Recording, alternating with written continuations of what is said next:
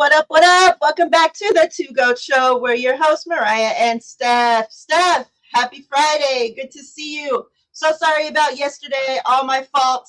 Actually, let me just throw this out there real fast. Blame Cox Communication for shutting down my internet for like 6 hours yesterday for some reason. Not just mine, like the whole neighborhood. But they're the reasons. So every time I have bad internet, I'm just gonna put it out there on blast, and maybe they'll give me good internet from now on. Steph, happy Friday. How you doing? Happy Friday, Mariah. I am good. I'm great. And yeah, we suddenly we have a lot to talk about on the show, I think. That we do.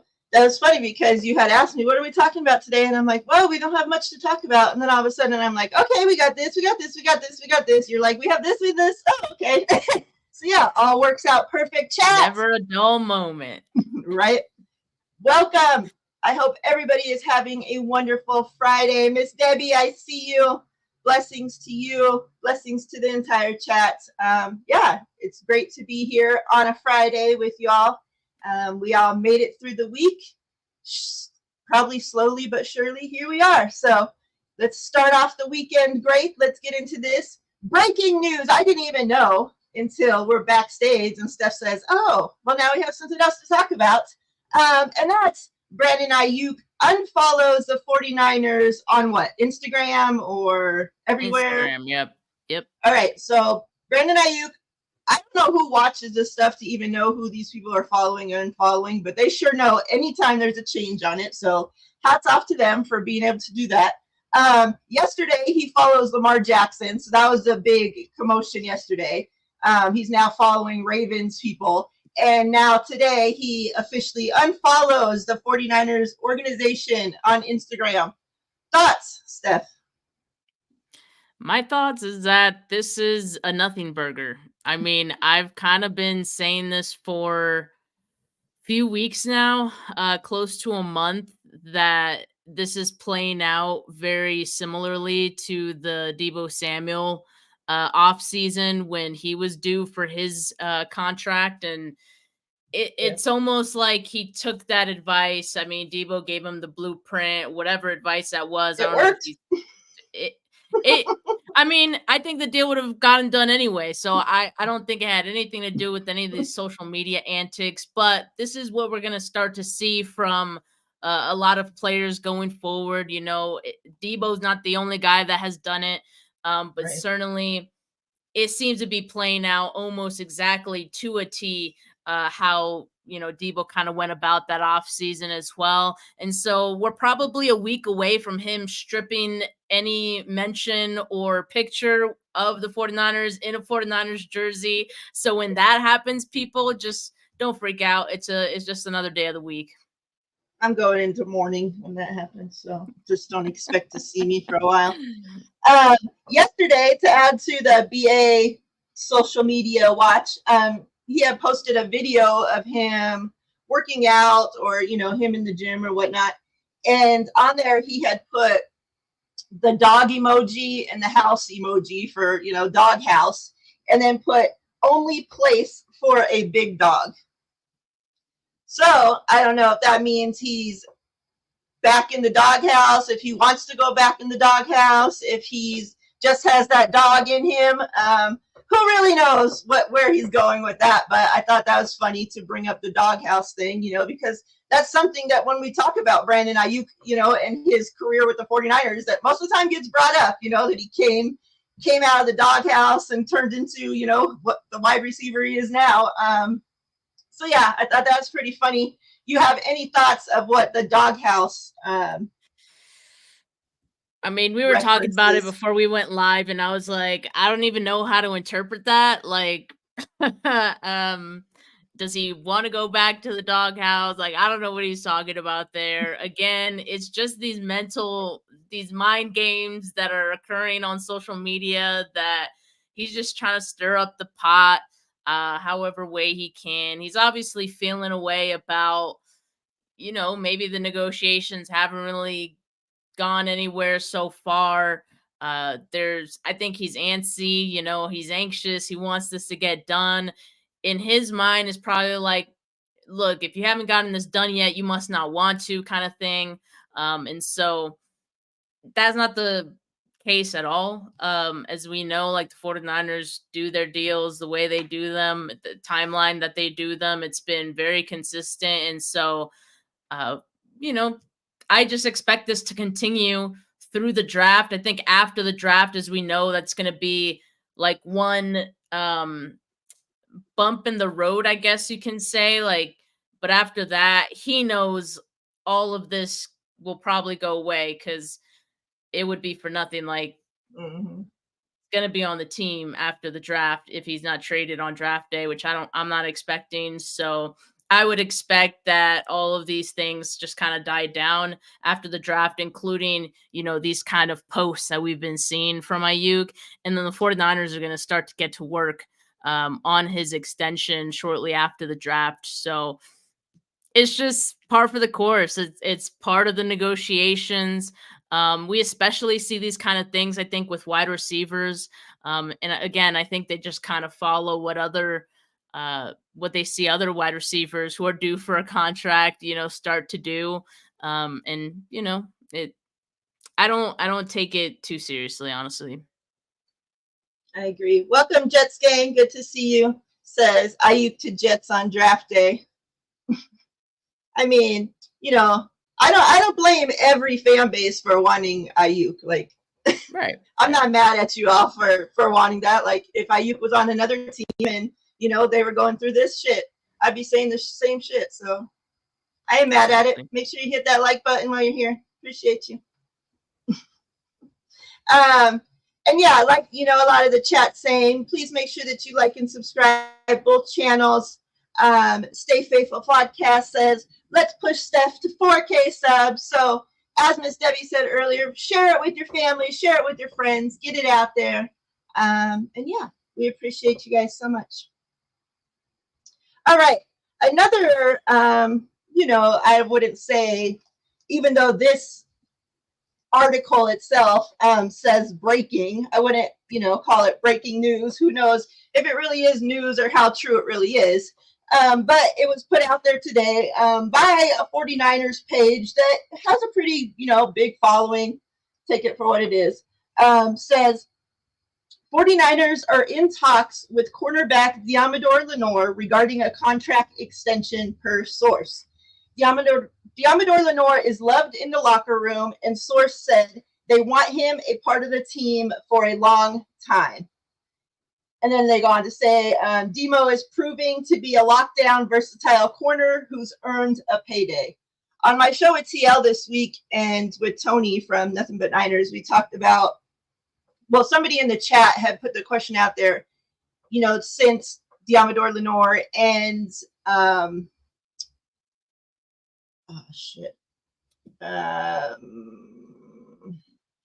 what the fuck's his name? The other corner? Oh my God. My brain is drawn to blank. Mooney Ward? Yeah, freaking Ward. Oh my God. Since they're both on their last, coming up on their last year of the contract, they had asked if you could only, keep one of them, pay one of them, extend one of them, which one would it be? And we actually were split. I think TL had said he would extend Ward, and then me and Tony both said Lenore. And now this news comes out today. Like I said, who knows how credible it really is? Well, I guess, time will tell.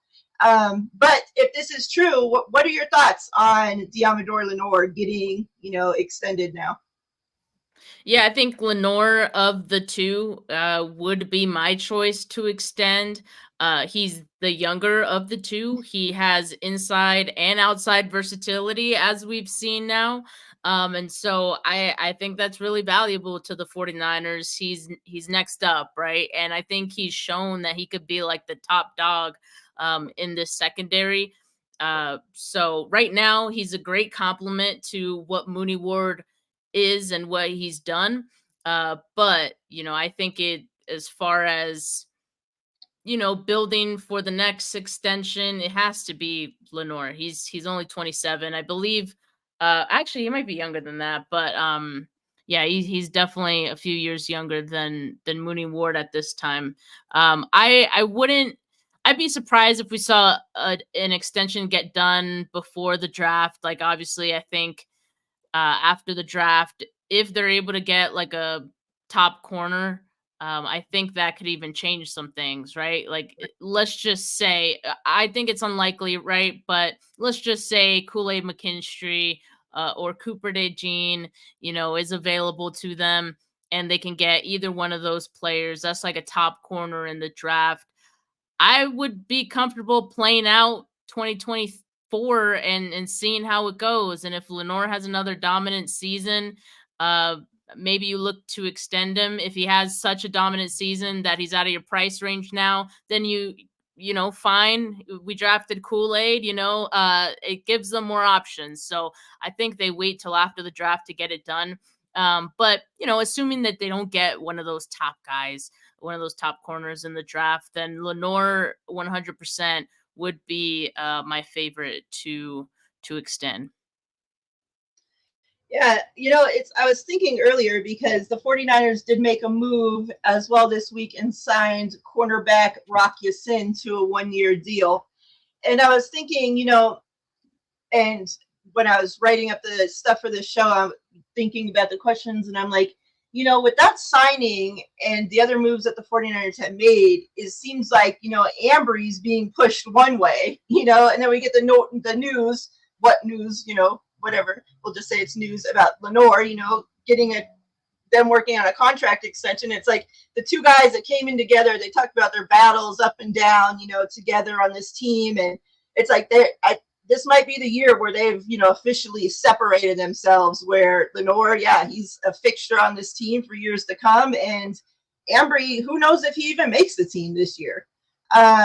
What are your thoughts on the whole Rock Ya-Sin signing and what that means for Ambry Thomas as well? I don't think the Rock Ya-Sin signing moves the needle enough to like indicate a whole lot. I think he's a depth signing. He's a very solid depth signing, I think. But he's dealt with a number of injuries throughout his career. He hasn't been a starter for, a few years now. And so, really I just think it's nothing more than depth. But I think the 49ers, if you look at their cornerback room right now, they have to feel pretty good about it. Yeah, you mentioned Ambry. I think he's probably kind of on the outs. He kind of was on the outside looking in already. Like last camp, he squeezed through. I think a lot of that had to do with, for one, Darrell Luter, going on the pup list to start the season. I think, a couple of other things, but yeah, I think his time is pretty much up, along with Samuel Womack potentially as well. So I think they're really looking to revamp that room, and so Brock Ya-Sin, Isaac Yiadom, part of that. Yep. A move, I don't know, it doesn't really affect the 49ers, but something that happened today with an ex-49er, and just kind of wanted to get your thoughts, especially with where the 49ers O-line has been a concern of faithful, at least. And somebody that, I trust for any O-line news, which is Brad, he had put this out there. First, the initial report was the Browns have traded offensive tackle Leroy Watson to the Titans for a 7th-round pick. Well, if you can remember, Leroy Watson was on the 49ers practice squad, I think, last year, and the Browns took him off the practice squad. They now have flipped him for a 7th-round pick to the Titans. Brad had put this tweet out there when he shared that and says, Browns signed Leroy Watson off 49ers practice squad, last year.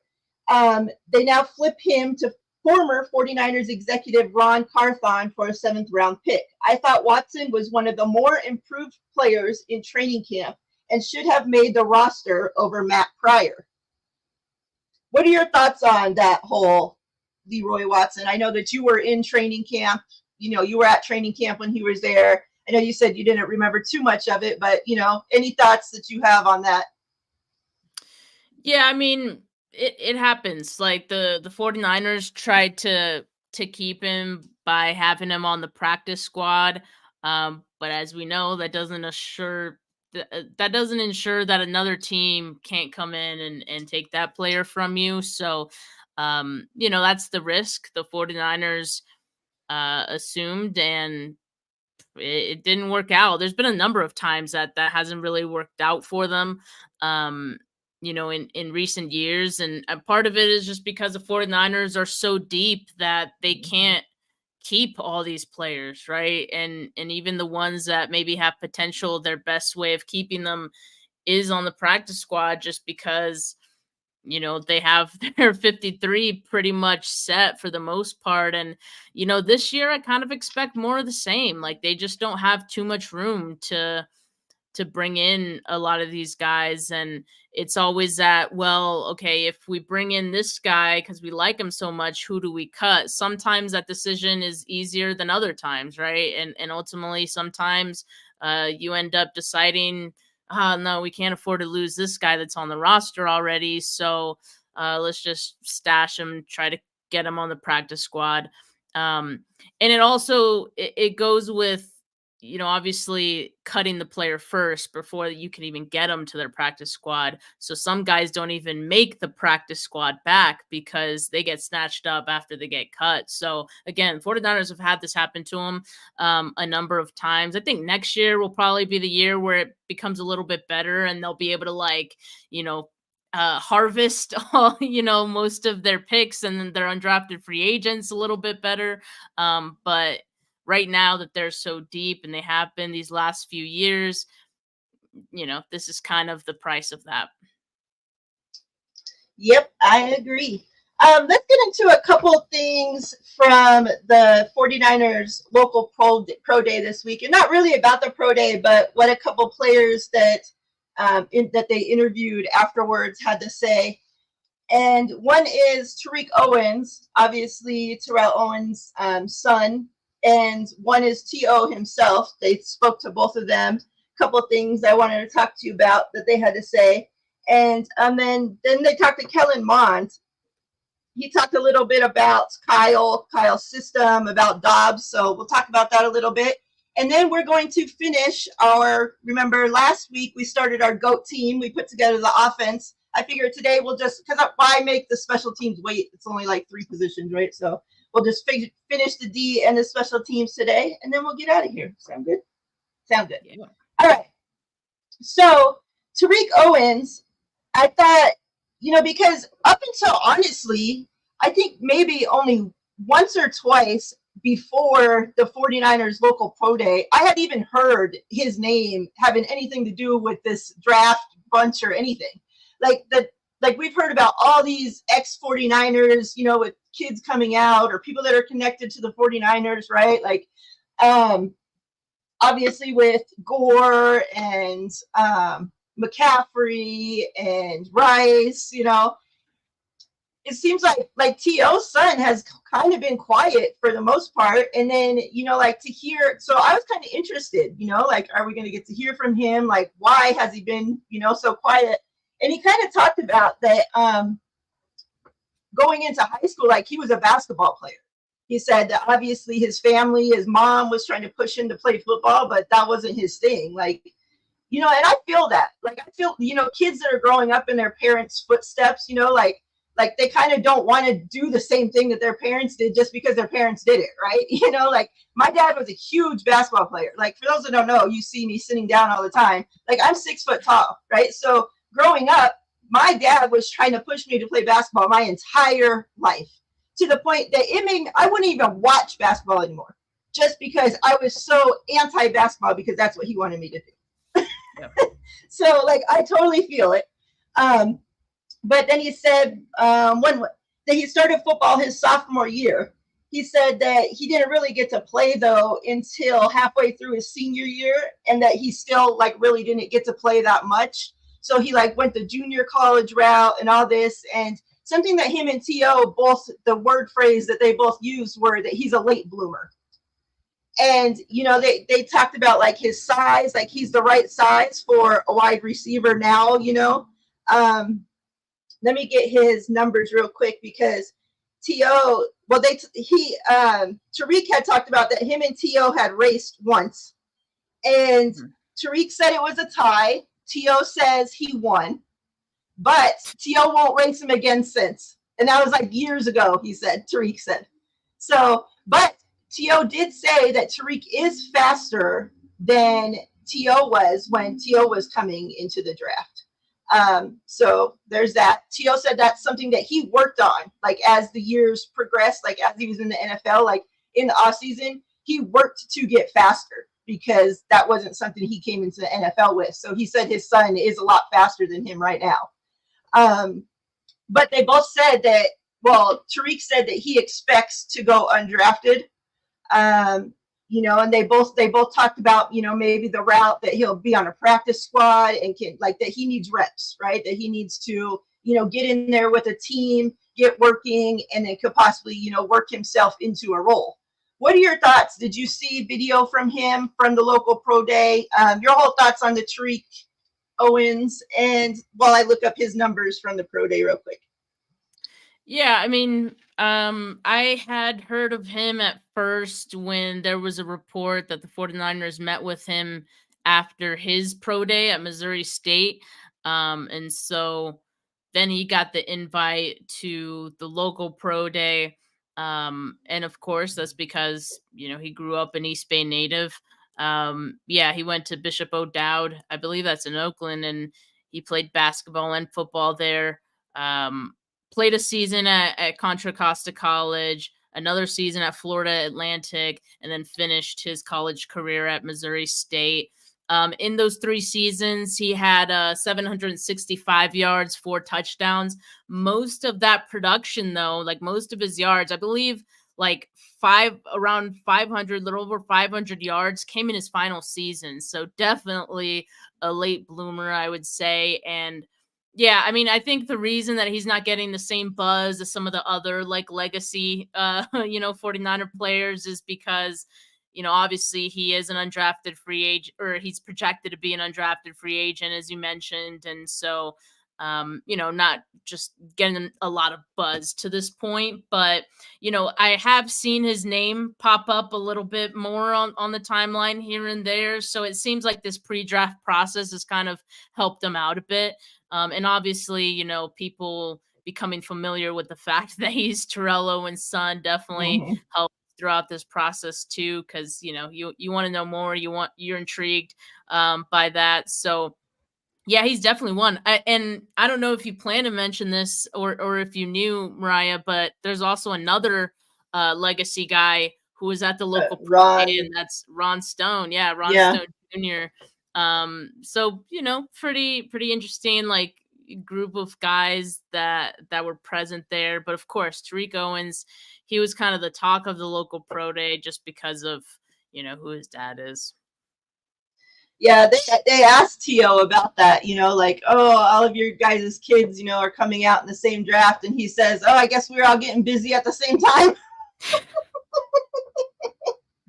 I'm like, well, yeah, I mean, what else? So Tariq Owens worked out and ran the 40 in 4.51 seconds with a vertical of 38.5 and a broad jump of 10.4. So 4.51, 40, that's not bad. Yeah, it's not bad. I mean, for his size, like that's a pretty good time. Yeah. And then just a couple things with Mond. I thought, you know, obviously I was giving you a hard time during your show saying, you know, that's QB3, but, you know, I'm just messing around.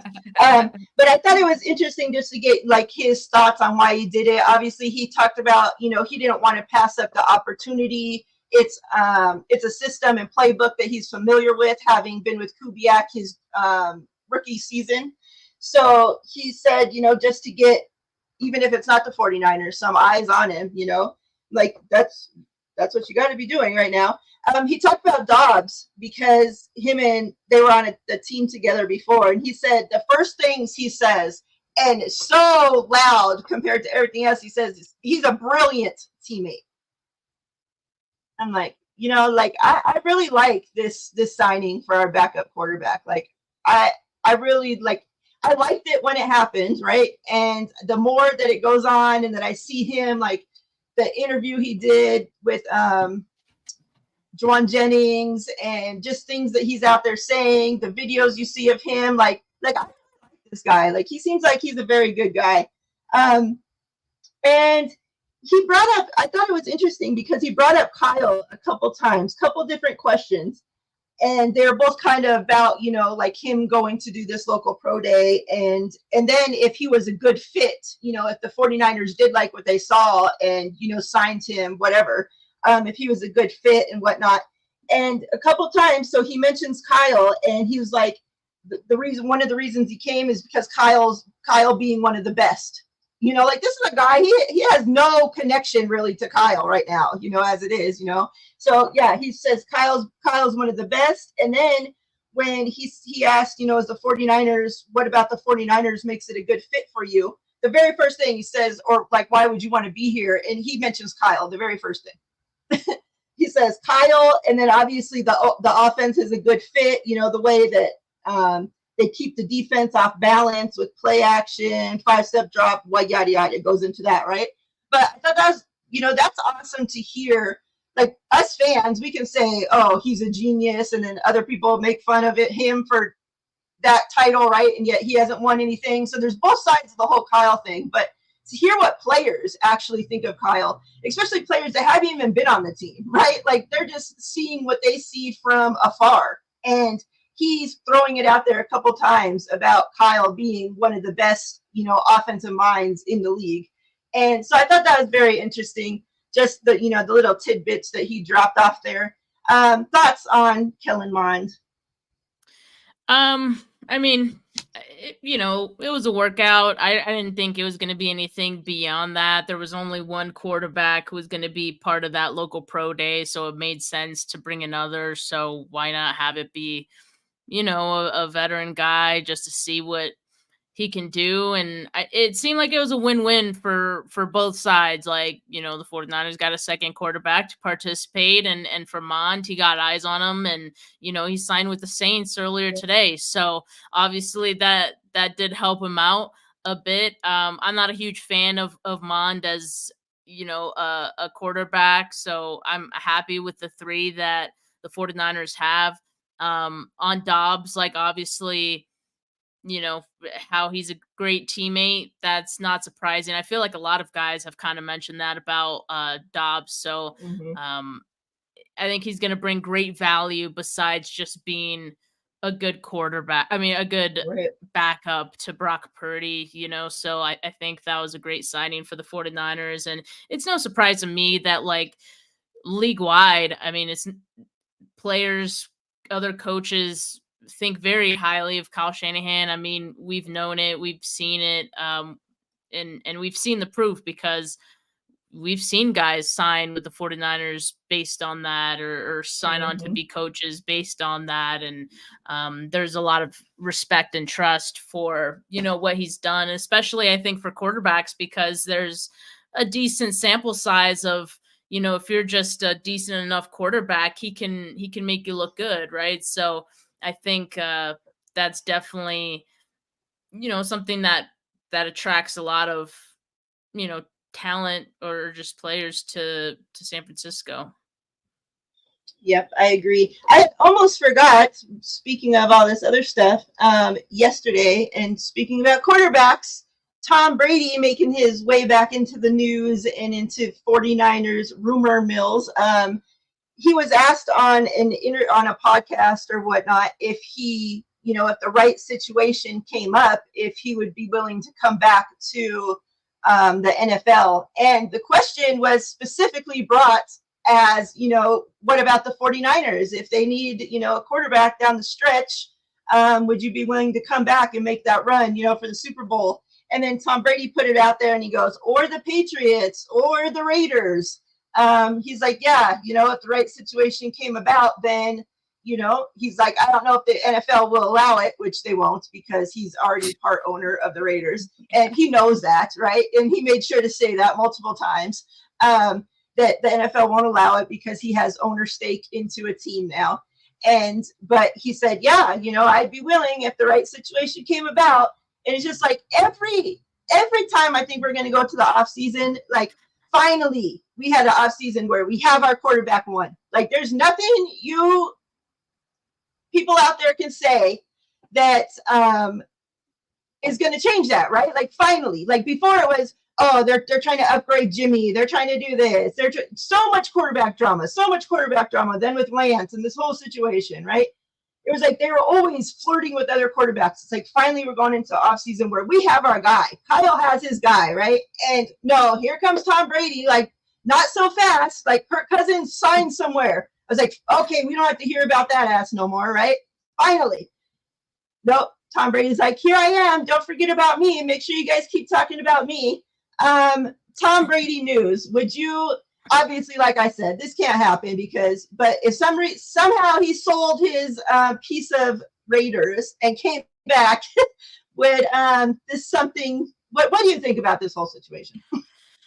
I mean, yeah, this is another nothing burger because, you know, he has the ownership and the part ownership in the Raiders. So, but just for fun, right? Just for shits and giggles, you know, obviously I would love it. I've always been a Tom Brady fan. Now, would he be comfortable being a backup? Because I don't know if at his age right now where he's at, if he would be, you know, if he would be able to beat Brock Purdy out right now. That seems very silly to say, right? He made it seem like if it was just down in the playoffs or something and something happened to the quarterback, then he could come in, you know, at the end of the season and yeah. I mean, if that were the situation, the perfect situation he's talking about, then sure, why not? I mean, we know the 49ers were interested a number of different times, and it, you know, but I would also want to be sure that he actually still has some juice left, you know? Right. Because again, this is a roster that's ready to win now. So I don't know. It's just fun to, I guess, you know, consider the possibility. Yeah, because I always think, remember that year when like it came down, he was leaving the Patriots finally, and he wanted to come to the 49ers, and the 49ers that would have been the year. No, we're good. We're good with Jimmy here, you know, and he goes on and wins a freaking Super Bowl the next season. Like, makes me sick to my freaking stomach still when I think about that. And I'm not even a Tom Brady fan. Like, I couldn't stand the guy when he was on the Patriots.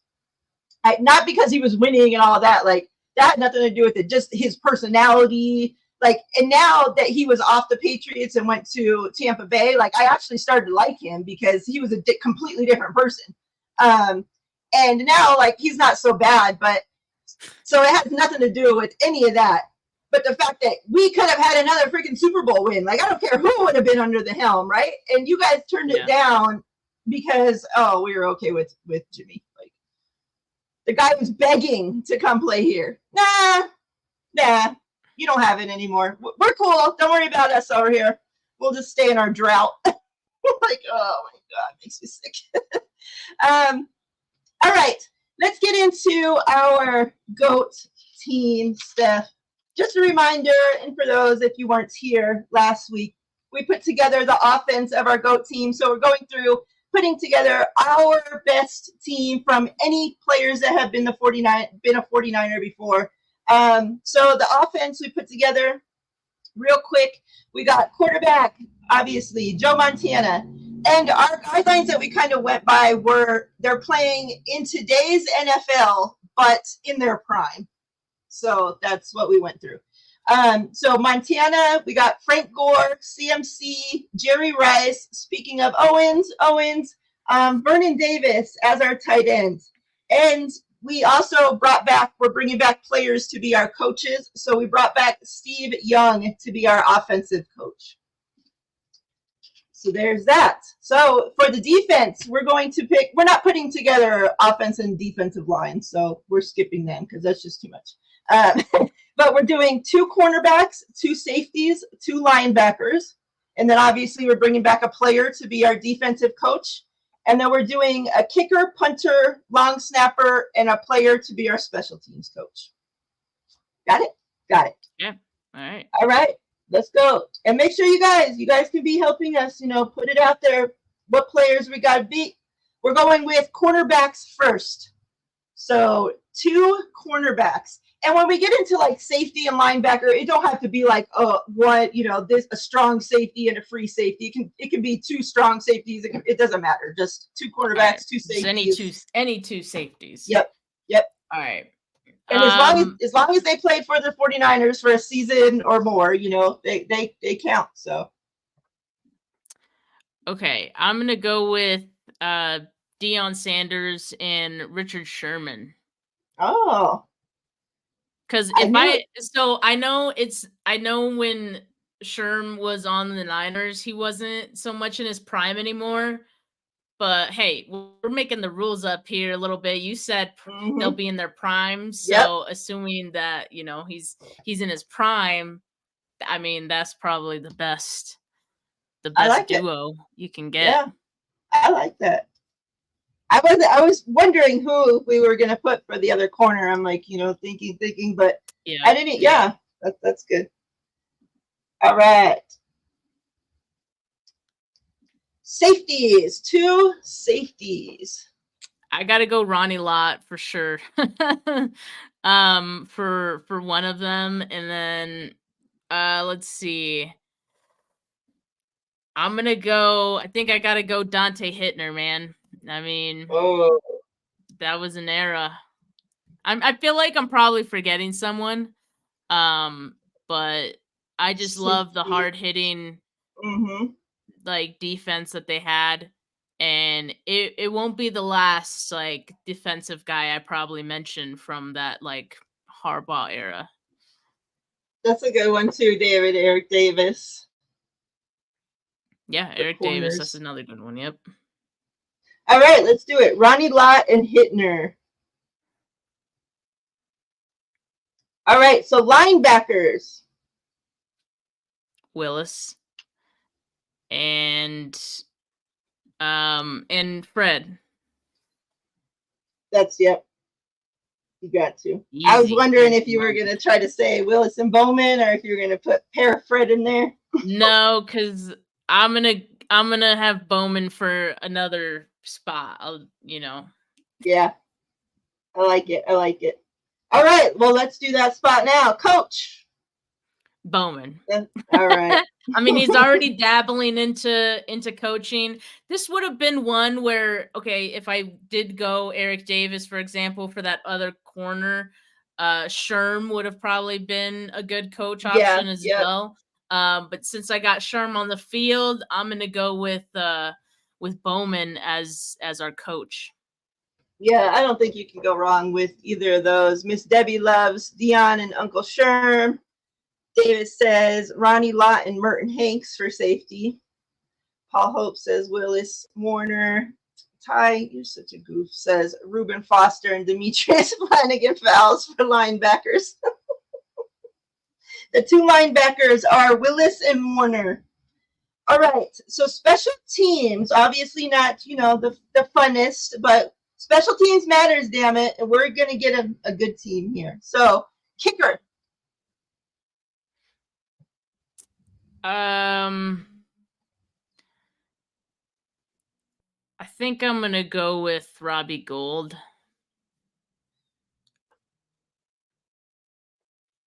I was like, yeah, because we get him in his prime, so yeah, and he was pretty good. I mean, even when he was with the Niners and a little older, he was very solid. I thought about David Akers, but I think Akers. I think Robbie Gould. Dawson. Yeah. Oh yeah, Phil Dawson. Yeah, they've had a decent. Dawson's my all-time favorite. I loved Akers though too. Yeah, we'll go with Robbie because Robbie don't miss in the playoffs, and so our team's definitely going to be in there. We need him. Exactly. Punter. Man, I don't know. I have to look up. Let me see the 49ers punters. Man, the hell. Andy Lee was pretty good, right? Oh yeah, that's my brother, Andy Lee. There we go. Yep, that's him. Andy, make sure you cut me a check. Putting you on the all-time GOAT team here. Everyone's saying Joe Nedney though, so maybe let's go No. with him. Because Nope. What? I already put it. Oh, you locked it in, huh? It's already locked in. Damn. Well, Final I didn't answer. tell you to start writing yet. Who told you that was my final because choice? I heard Andy Lee and then I got excited. So, and this is our team, not your team, Steph. Jeez. It's true. Selfish. All right, 49ers long snappers.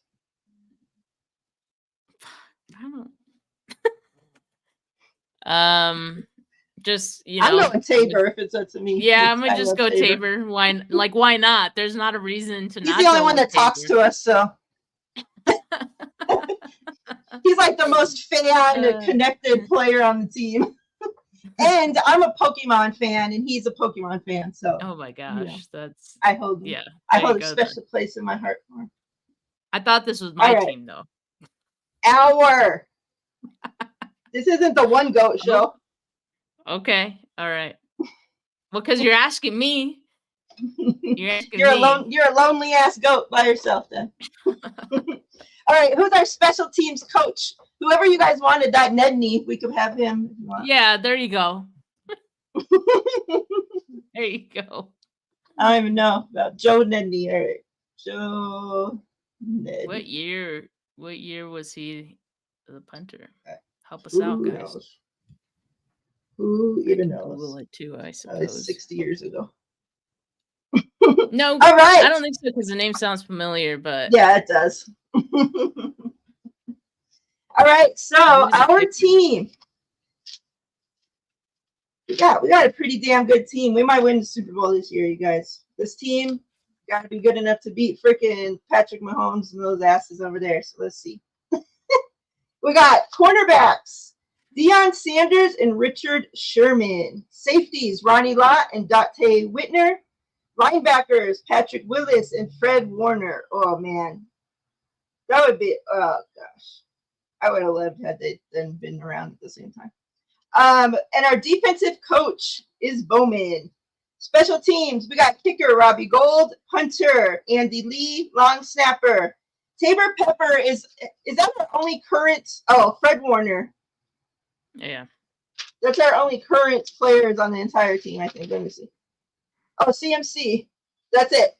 CMC, Tabor Pepper, and Fred Warner are the only current 49ers to make the all-GOAT team.